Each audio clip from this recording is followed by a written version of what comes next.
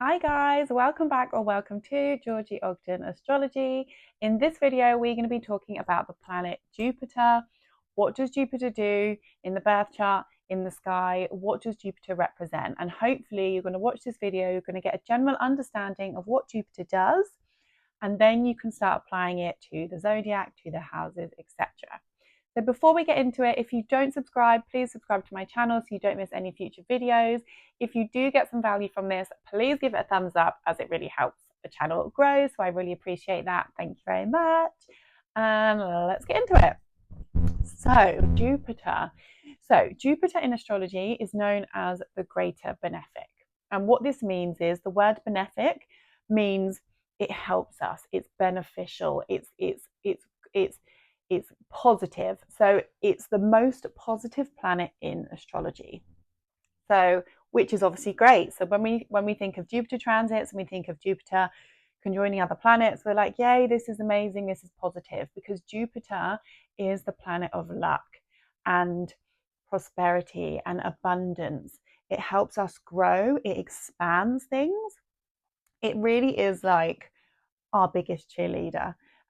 So, you know, if you have whichever house you have Jupiter in natally, it's going to help you. If you have Jupiter in the second house, great. Your finances are going to be free flowing and easy to come by. If you have Jupiter in the first house, you're going to be an optimistic person that probably wants to teach people. Jupiter is the teacher, it is the guru. So but it's the spiritual teacher. Okay, so Jupiter wants us to expand from the physical world to the spiritual world. It wants us to broaden our horizons. It wants us to really think outside the box in a spiritual way. It rules religion, it rules spirituality, it rules excess. Now, this can sometimes be a bad thing because it can make you overindulge, and it can make you, so for example, overeat, overdrink, overdo things, kind of over expand your opinions. So if you have a lot of opinions and you have some certain Jupiter aspects going on in your chart and it's badly aspected, you could want to force these opinions on other people, because it's always about expanding and giving. It's abundance, it's expansion, it's new opportunities, it's blessings and good luck. So Jupiter, yes, it's the greater benefic, but it does come with its downfalls as well. So this is all coloured by what is Jupiter doing in the chart. Is it touching any planets? How is it aspecting planets? And this is where you can start to pick out the story of, is it being well aspected, as to say how well is it going to manifest in your chart, or is it being harshly aspected, and therefore the bad manifestations of Jupiter can come out. Now, when it's transiting your chart, this is when it's bringing you blessings, because it's moving through different periods of your life. So each year, Jupiter will move through a different sign. It takes 12 months-ish, depending on whether it's gone retrograde, to move through a sign. So 1 year in each sign, and therefore about 12 years per cycle. So every 12 years, Jupiter will be starting a new cycle. So you've got to think what happened to me 12 years ago every time Jupiter moves into a sign, because then you can get similar themes of what's going to come up for you. Now, Jupiter is the ruler of Pisces. Again, this is all about spirituality, opening your mind, connecting to the spiritual realm. Jupiter also rules Sagittarius, so it makes sense that Jupiter is our teacher, and because Sagittarius is the explorer and it wants to learn. Jupiter wants to teach you, and Sagittarius is the truth seeker and the adventurer, and it wants to learn. Jupiter also governs foreign countries, traveling abroad, other cultures. Again, this is linked to Sagittarius. Because Jupiter rules Sagittarius, it is actually in detriment in Gemini, which means it doesn't do very well in Gemini as well as it could do, because Gemini is very fact-based and very gossipy and not serious at times, and too detail orientated for Jupiter. Jupiter wants you to think about the bigger picture, expand your horizons, explore the entire world, and actually not worry too much about the nitty-gritty. So it can be a bit restricted in Gemini. Jupiter also co-rules Pisces. It's the traditional ruler of Pisces, along with Neptune being the modern ruler. But because of this, so Jupiter and Pisces, it's the connection to spirituality and optimism as well. Jupiter is a very optimistic planet.